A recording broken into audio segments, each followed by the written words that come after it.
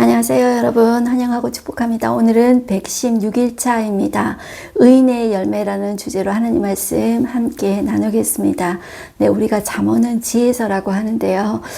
여기에서 잠언에서 나오는 이 지혜는 예수 그리스도를 이야기합니다. 우리가 그 예수님 안에 있을 때 우리는 열매를 맺게 됩니다. 네, 오늘의 범위는 잠언 6장에서 11장까지 나누겠습니다. 우리 먼저 기도하겠습니다. 하나님 아버지 감사합니다. 오늘도 저희를 진리의 말씀 앞에 앉게 해주시니 참으로 감사합니다. 우리가 금, 은을 구하는 것 같이 지혜를 구하며 하나님 우리가 어떤 세상의 다른 보화보다도 지혜를 구하게 하여 주시옵소서. 그 지혜는 바로 예수님이라고 했습니다. 금은보다 소중한 것, 어떤 것보다 소중한 것이 예수 그리스도라고 하셨습니다. 오늘도 이 말씀 안에서 그 예수님을 발견하며 우리가 그 예수님 안에 있는 지혜를 얻고 누리는 우리가 되어지기를 소망합니다. 이 시간에도 주의 성령께서 역사하시고 다스려 주십시오. 예수님의 이름으로 기도드렸습니다. 아멘. 네. 오늘 우리가 계속해서 솔로몬의 잠언을 계속 보겠는데요. 오늘은 좀 많습니다. 그래서 제가 너무 자세하게는 못하고 잠언 6장부터 한번 살펴보겠습니다. 네, 실제적인 교훈에 대해서 잠언 이 6장은 4가지 교훈으로 경고의 형태로 이렇게 이야기를 하고 있습니다. 첫 번째가 뭐냐 하면 담보와 보증에 대해서 경계해라, 하지 말라 이렇게 이야기하고 있습니다. 1절 한번 보실게요. 내 아들아, 네가 만일 이웃을 위하여 담보하며 타인을 위하여 보증하였으면 내 입의 말로 네가 얽혔으면 내 입의 말로 인하여 잡히게 되었느니라.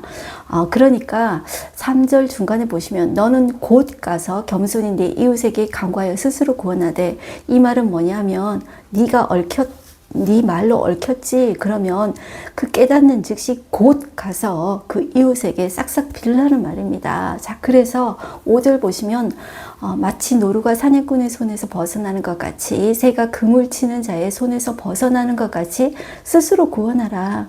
그만큼 담보와 보증에 대해서 우리는 하나님의 자녀는 경계해야 된다는 것입니다. 그리고 두 번째는 게으름에 대해서 경계하고 있습니다. 그래서 6절에 보시면 게으른 자여 개미에게 가서 그가 하는 것을 보고 지혜를 얻으라 이렇게 이야기하죠. 자, 그러면서 10절 보시면 좀 더 자자, 좀 더 졸자, 손을 모으고 좀 더 누워있자 하면 내 빈국이 강도같이 오며 내 곰핍이 군사같이 이르리라. 네, 우리 부모님들이 우리 자녀한테 이렇게 많이 하는 말이죠. 네, 그 다음에 12절부터 보시면 악행자에 대한 경계를 하고 있습니다. 이 악행자를 12절에서는 어떻게 이야기하냐면 불량하고 악한 자라고 이야기하고 있습니다. 이 불량자, 이 악행자의 특징은 첫 번째가 구부러진 말을 하고 다닙니다. 그리고 그 특성이 눈짓을 하고 발로 뜻을 보이고 손가락질을 하고 그 마음에 패역을 품고 항상 악을 꾀하여 다툼을 일으키는 자입니다.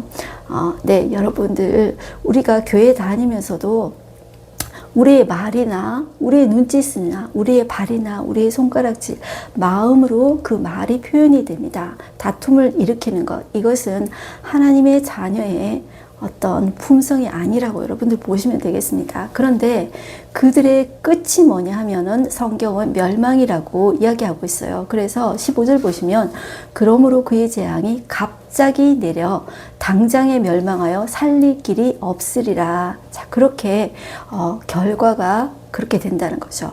자, 그러면서 16절 보시면 여호와께서 미워하시는 것, 그 마음에 싫어하는 것이 예인 7가지니 교만한 눈과 거짓된 혀와 무지한 자의 피를 흘리는 손과 악한 계교를 깨하는 마음과 빨리 악으로 달려가는 발과 거짓을 말하는 망령된 증인과 및 형제 사이를 이간한 자니라. 이렇게 경계하고 계십니다. 그리고 훈계와 명령을 너희가 지켜라 이렇게 말씀하고 있죠. 그러면서 23절 보시면 대저 명령은 등불이요 법은 빛이요 훈계의 책망은 곧 생명의 길이라 이렇게 이야기하면서 이것이 너를 지켜 악한 여인에게 이방 여인의 혀로 고리는 말에 빠지지 않게 하리라 이렇게 이야기하고 있습니다. 이 6장 마지막에서는 어떤 경계를 하고 있냐면 음녀에 대한 경계를 하고 있습니다. 솔로몬은 여러분들 여자가 아내가 700명, 첩이 300명 해서 솔로몬의 여자가 1000명입니다. 그리고 그 외교적인 관계를 맺기 위해서 이방 여인을 데려왔다고 하잖아요. 그런데 저는 이런 생각이 드는 거예요. 자기는 그렇게 해놓고 아들 보고는 하지 말라. 이게 참 우습기도 합니다. 그렇지만 이 1000명의 여자를 통해서 이 솔로몬이 뼈저리게 경험한 후에 이런 말을 하지 않았나, 그런 마음이 듭니다. 그래서 여러분들 25절 보시면 내 마음에 그의 아름다움을 탐하지 말며 그 눈꺼풀에 홀리지 말라. 음료로 말미암아 사람이 한 조각 떡만 남게 되며 음란한 여인은 귀한 생명을 사냥함이니라. 그렇게 이야기하면서 이 솔로몬은 그 아들에게 이 경고를 줄 때 음녀의 유혹에 대한 경계를 엄청 많이 합니다. 그래서 7장도 보면 그 핵심이 음녀의 유혹에 대해서 경계하라, 그 말입니다. 그래서 1절 보시면 내 아들아 내 말을 지키며 내 계명을 간직하라. 내 계명을 지켜 살며 내 법을 눈동자처럼 지키라. 이것을 내 손가락에 메며 이것을 내 마음판에 새기라. 자, 5절 보시면 그리하면 이것이 너를 지켜서 음녀에게 말로 우리는 이방 여인에게 빠지지 않게 하라. 이 말들이 무엇일까요? 계명, 하나님의 법, 이것이 무엇일까요? 말씀이라고 보시면 됩니다. 이 말씀 안에 있을 때 음녀의 유혹에 대해서도 이겨낼 수가 있다는 거죠. 자, 그러면서 7절부터 보시면 어떤 이야기를 하고 있냐면 어리석은 자 중에 젊은이가 음녀의 유혹에 빠져서 이렇게 그 유혹에 빠지게 되는 장면을 아주 이렇게 묘사를 잘 하고 있어요. 그래서 8절 보시면 자, 이 젊은이가 그가 거리를 지나 음녀의 골목 모퉁이로 가까이 하여 그의 집 쪽으로 가는데 저물때 황혼때 깊은 흑암 중에라. 그때 기생의 옷을 입은 간교한 여인이 그를 맞으니 이 여인은 떠들며 완악하며 그의 발에 집에 머물지 아니하여 어떤 때에는 거리 어떤 때에는 광장 또 모퉁이마다 서서 사람을 기다리는 자라. 그 여인이 그를 붙잡고 그에게 입맞추며 부끄러움을 모르는 얼굴로 그에게 말하되 내가 화목제를 드려 서운한 것을 오늘 갚아노라. 이러므로 내가 너를 맞으려고 나와 내 얼굴을 찾다가 너를 만났다. 내 침상에는 요와 애굽의 문이 있는 이불을 폈고 모략과 침향과 계피를 뿌렸노라. 네, 이런 식으로 유혹을 한다는 거죠. 자, 그렇게 하면서 하는데 이 젊은이가 거기에 빠져버립니다. 21절 보시면 여러 가지 고운 말로 유혹하며 입술에 호리는 말로 깨므로 음료가 유혹할 때 고운 말, 입술에 호리는 말로 깬다고 표현하고 있습니다. 잠언에는 지혜를 많이 말하고요. 그리고 말로써 이렇게 호리고 말로써 죄를 범하는 것을 상당히 많이 말하고 있어요. 그러면서 22절 보시면 젊은이가 곧 그를 따랐으니 소가 도수장으로 가는 것 같고 미련한 자가 벌을 받으려고 쇠사슬에 매이러 가는 것 같다. 그런데 그 결과, 그 음료의 유혹의 결과는 뭐냐 하면 필경은 화살이 그 간을 뚫게 되리라. 새가 빨리 그물로 들어가되 그의 생명을 잃어버릴 줄을 알지 못한 것 같다. 이제 아들아 내 말을 듣고 내 입의 말을 주의하라. 이 말, 내 입의 말, 말씀에 주의하라. 이 말입니다. 26절도 보시면 그 음료의 유혹에 빠진 결과를 또 이야기합니다. 그가 많은 사람을 상하여 엎드러지게 하였나니 그에게 죽은 자가 허다하니라. 이렇게 이야기합니다. 그 다음에 8장에 오시면 지혜와 명철을 찬양하고 있는데요. 제가 서론에서도 이야기를 했지만 이 지혜는 완벽한 지혜는, 완전한 지혜는 바로 예수님을 이야기해요. 여기에서 8장에 보면 지혜를 의인화해서 사람처럼 표현해요. 그래서 여러분들 이 8장에 나오는 지혜에 예수님을 넣으면 정확하게 맞아 떨어집니다. 1절 보시면 지혜가 부르지 아니하냐? 명철이 소리를 높이지 아니하냐? 여러분들 지혜가 어떻게 부릅니까? 명철이 소리를 어떻게 높입니까? 이것은 완전한 지혜이신 예수님을 말하는 거예요. 자, 여러분들 이 예수님 하나님이시지 않습니까? 그분은 창조주이지 않습니까? 그 하나님은 태초부터 우리를 부르시되 간절히 부르고 기다렸어요. 그래서 2절 보시면 그가 길가의 높은 곳과 내거리에 서며 성문 격과 문 어귀와 여러 출입하는 문에서 불러 이르되, 자, 여기 문이라는 표현이 많이 나오죠. 성문, 문 어귀, 여러 출입하는 문에서 계속 불렀다 그러죠. 그리고 사람들에게 소리를 높여서 계속 불렀다는 것입니다. 그러면 이렇게 이 부르는 존재가 바로 예수님인데 요한복음에 보면 예수님이 내가 문이다 이런 표현을 하고 있어요. 그래서 솔로몬이 이것을 어떻게 알았는지 모르지만 이것을 또 사람처럼 의인화해서 표현하고 있잖아요. 정말로 완전한 지혜이신 예수님을 이야기하고 있는 것입니다. 자, 5절 보시면 어리석은 자들아 너희는 명철할지니라 미련한 자들아 너희는 마음이 밝을지니라. 네, 나는 안 어리석어 이렇게 생각할 수 있지만 사실 어리석은 자가 우리입니다. 미련한 자가 우리입니다. 들었는데 자 들었는데도 아는데도 불구하고 안 행하는 거죠. 그걸 미련하다고 합니다. 그게 고집 부린다고 하는 거죠. 그러면서 6절 너희는 들을지어다 내가 가장 선한 것을 말하리라 그러죠. 여러분들 가장 선한 것이 이 세상에 무엇이 있습니까? 가장 선한 것은 하나님이 죄인된 우리에게 자기 생명을 주신 것이 이 세상에서 가장 선한 것이 아닙니까? 그러면서 내 입술을 열어 정직을 내리라. 내 입은 진리를 말하며 내 입술은 악을 미워하느니라. 내 입의 말은 다 의로운 줄 그 가운데 굽은 것과 폐역한 것이 없다. 이렇게 이야기하고 있습니다. 그래서 우리가 이 지혜를 정말로 간절히 구해라. 지식을 구해라 이야기할 때 10절에 보시면 너희가 은을 받지 말고 나의 훈계를 받으며 정금보다 지식을 얻어라. 그리고 대저지혜는 진주보다 낫다. 이렇게 이야기하고 있습니다. 네, 여러분들 그 진주가 또 바로 예수님입니다. 왜냐하면 그 예수님이 자기를 희생해서 죽으심으로 말미암아 우리에게 생명을 주시지 않으셨습니까? 그런데 이 진주라는 것도 여러분들 그 연약한 그 조갯살에 이물질이 들어와서 그 부드러운 조갯살이 상처를 받잖아요. 그러면 그 상처를 이겨내면서 진주를 만듭니다. 그래서 그 진주가 정말 귀한 보배잖아요. 그것처럼 그것이 예수님과도 비교할 수 있다는 것입니다. 자, 13절 보시면 여호와를 경외하는 것은 악을 미워하는 것이라 나는 교만과 거만과 악한 행실과 패역한 입을 미워하느니라. 네, 이 잠언에서는 이 입 말을 되게 소중하게 이야기를 해요. 자, 그러면 그 예수님께서 계속 부르시죠. 그 부르심에 우리도 응답하라고 이야기하십니다. 예수님의 사랑에 응답하는 자, 그 사람은 사랑을 입습니다. 그래서 17절 보시면 우리가 잘 아는 말씀인데요.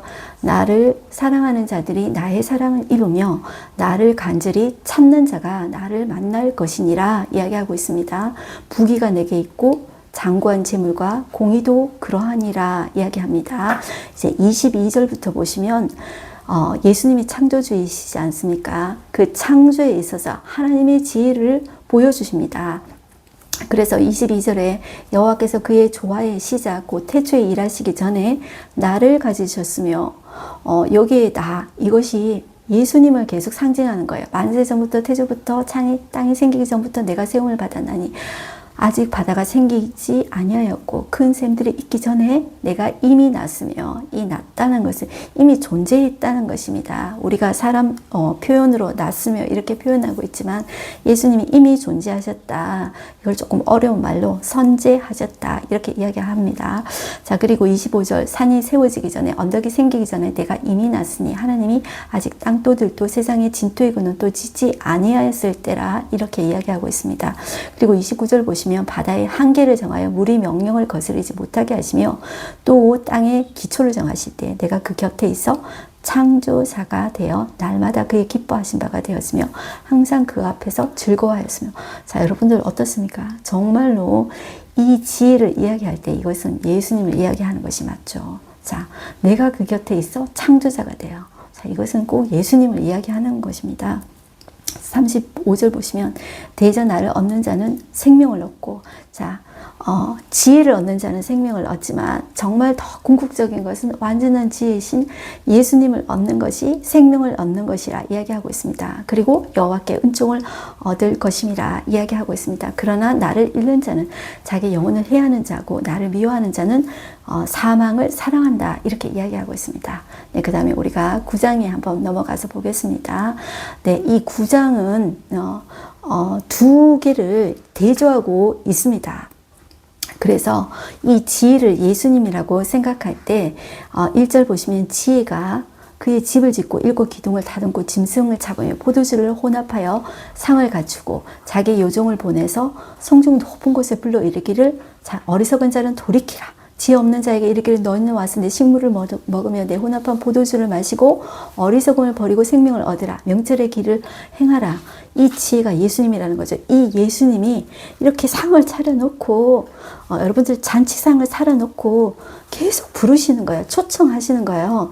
자, 그런데 반면 여기에 나오는 대조하는 것이 13절에 보면 미련한 여인입니다. 이 미련한 여인이 음녀입니다. 이 미련한 여인은 떠들며 어리석어서 아무것도 알지 못하고 자기 집 문에 앉으며 성읍 높은 곳에 있는 자리에 앉아서 자기 길을 바로 가는 행인들을 불러 이르되 어리석은 자는 이리로 돌이키라. 또 지혜 없는 자에게 이르기를 도둑질한 물이 도둑질한 물이 달고 몰래 먹는 떡이 맛있다. 이렇게 이야기합니다. 자, 그 다음에 이제 우리가 10장에 가서 솔로몬의 잠언에 대해서 보겠는데요. 자, 이 지혜로운 아들은 아비를 기쁘게 하거니와 미련한 아들은 어미의 근심이니라. 이렇게 아버지와 어머니의 근심이 된다. 자, 이렇게 이제 대조를 하고 있습니다. 이 10장에서도 대조를 하거든요. 지혜로운 아들, 미련한 아들, 아버지, 어머니, 기쁘게 하고 근심, 이런 식으로 10장에서도 대조를 이루면서 계속 이야기를 해요. 그래서 의인과 악인, 지혜로운 자와 어리석은 자를 대조하고 있어요. 그래서 여러분들 이 10장도 조금 많지만 대조를 이루고 있다. 그렇게 보시면 좋겠습니다. 그래서 3절 보시면 여호와께서 의인의 영혼은 줄이게 하지 않게 하시나 악인의 소욕을 물리치시니라. 손을 게으르게 놀리는 자는 가난하게 되고 손이 부지런한 자는 부하게 된다. 자, 그리고 6절 보시면 의인의 머리에는 복이 임하나 악인의 입은 독을 머금었느니라. 이렇게 대조를 이루고 있죠. 그리고 7절도 대조를 이룹니다. 의인을 기념할 때는 칭찬하거니와 악인의 이름은 썩게 되느니라. 그리고 8절 마음이 지혜로운 자는 계명을 받거니와 그런데 입이 미련한 자는 멸망을 하리라. 멸망하리라. 이렇게 이야기하고 있죠. 계속 대조를 이루는데 우리가 이제 좀 많이 하는 구절을 제가 좀 놔두겠는데요. 11절 보시면 의인의 입은 생명샘이라도 악인의 입은 독을 머금었느니라. 이렇게 이야기하고 있죠. 그러니까 이 말, 입, 이것을 잠언에서는 상당히 많이 강조하고 있습니다. 13절에도 보시면 명철한 자의 입술에는 지혜가 있어도 지혜 없는 자의 등을 위하여는 채찍이 있느니라. 이렇게 이야기하고 있습니다. 그 다음에 19절 보시면 말이 많으면 허물을 면하기 어려우나 그 입술을 제어하는 자는 지혜가 있느니라. 그리고 의인의 혀는 수능 같거니와 악인의 마음은 가치가 적으니라. 의인의 입술은 여러 사람을 교육하나 미련한 자는 지식이 없어 결국 어떻게 된다고요? 죽느니라. 네, 그것이 성경이 말을 하는 것입니다. 하나님께서 말씀하시는 것입니다. 그리고 28절 보시면 의인의 소망은 즐거움을 이루어도 악인의 소망은 끊어지니라. 여호와의 도가 정직한 자에게는 찬성이요 행악하는 자에게는 멸망이니라. 의인은 영영이 이동되지 아니하여도 악인은 땅에 거하지 못하게 되느니라. 의인의 입은 지혜를 내어도 패역한 혀는 뱀을 당할 것이라. 마지막 절에도 말을 이야기하고 있어요. 입술을 이야기하고 있어요. 의인의 입술은 기쁘게 할 것을 알거니와 악인의 입은 패역을 말하니라. 네, 얼마나 이렇게 대조를 이루고 있습니까? 네, 통일성을 이루고 있죠. 그래서 조심해야 될 것, 우리의 삶에 적용해야 될 것은 우리의 마음을 바로 가질 때 여러분들 그것이 말로 나타납니다.